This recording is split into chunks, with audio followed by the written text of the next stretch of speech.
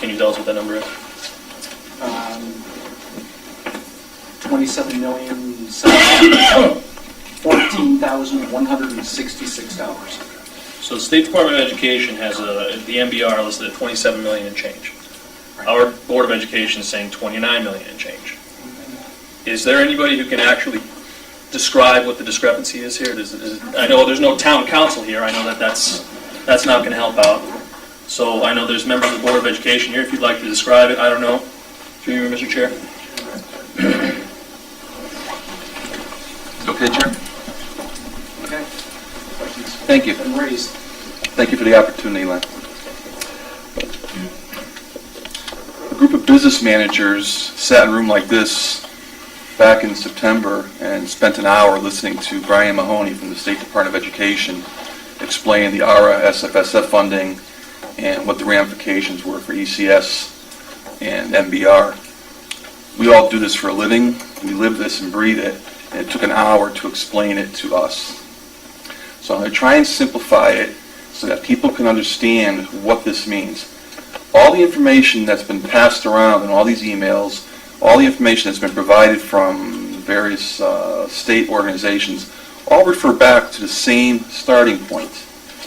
And I would point out to everybody that in the state statute, it specifically says that the 2008-2009 budgeted appropriation for the Board of Education is the baseline for the calculations for the MBR. It's very simple. $29,117,491. That is the baseline number that is going to be used for calculating the MBR. Now, what happens is there's 2 fiscal years subsequent to that. Fiscal year 2009 and 10, which is the one we're currently in, and fiscal year 2010-11, which is the one we're talking about in the budget. The state utilized the money coming from the federal government through the ARA program to supplant part of the education cost sharing money that comes into the town. About 85% of the education cost sharing money that's coming to the town is coming from the state, and the other 15%, they took the ARA money and said, we're going to use that to keep ECS flat, and we're going to give it directly to the boards of education because it has to be spent by federal law for education purposes. So it comes to the Board of Education now as an education grant. Well, the very first thing that pops into everybody's mind, including ours, was, well, what happens to the revenue on the town side for ECS? Because now it's just been cut by $1,403,325 for the board, for the town of Seymour, which is what our number is for 2 years. And the first document that I put out sort of did a Q&A of what the ramifications are for Seymour. And that was specifically geared towards the 2009-10 answer because we got the information after our budget was already done, after the meeting that I just described was held, and after getting some guidance from the State Department of Education as to what our options were. And the easiest way to think of this is there's 2, it's like a Chinese menu, column A and column B. Column A is you gross up your budget. If your ECS, and I'm going to just use numbers, I don't know it off the top of my head, but the ECS is $10 million, and the Board of Education appropriation was $29,114,791, whatever the number was. And the ARA is $1,403,325. Option A is simply to leave your budgets as they were for 2009 and 10.